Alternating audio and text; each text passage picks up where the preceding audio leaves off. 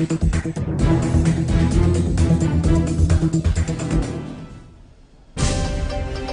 punto pong ito, alamin naman natin kung ano ang sitwasyon sa Marawi City. Naroon ngayon ang aming kasamang si Eunice Samonte. Eunice, magandang umaga.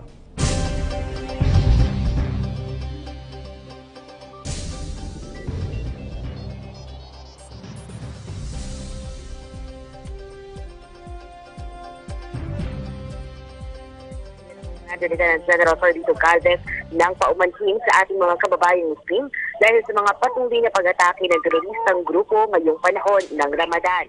Samantala, 8 bangkay rin ang na-recover 300 meters mula sa Mindanao State University na kinabibilangan ng 4 na lalaki, 3 babae at 1 bata na walang awang pinatay ng teroristang grupo.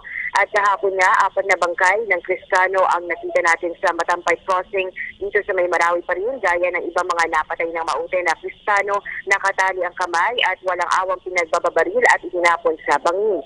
Sa ngayon, base sa pinakauling datos na ibinigay ng AFP, umakyat na sa 61 ang napatay na miyembro ng maute at nasa 15 naman ang nasawi sa panig ng gobyerno, kung saan 11 dito ay miyembro ng AFP at 4 ang mula sa Philippine National Police.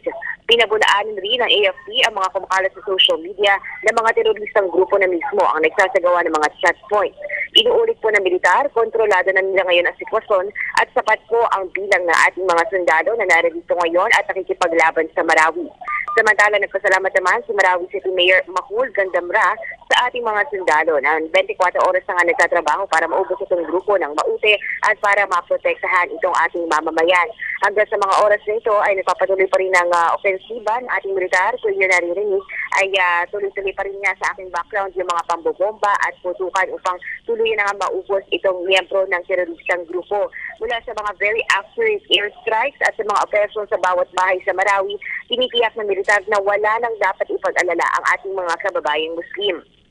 Update naman tayo dun sa mga nai-report natin noong isang araw na residente dito sa Marawi na na-trap sa evacuation center. Pinundo na po sila ng LTFRB rescue team at dumating na ang tulong sa kanila mula sa lokal na pamahalaan. Audrey Dayan, sa kabila ng mga kumakal sa social media na natatagalan ng operasyon ng sundalo, nako hindi po madali ang sitwasyon ng mga sundalo dito sa gitna ng gyera, kaya naman hiling ng militar, konting pasensya lamang at hindi magtatagal ay maibabalik na rin ang kapayapaan dito sa buong Marawi. Mula dito sa 103rd Infantry Haribon Brigade sa Marawi para sa Bayan, Eunice Samonte. Maraming salamat, Eunice Samonte.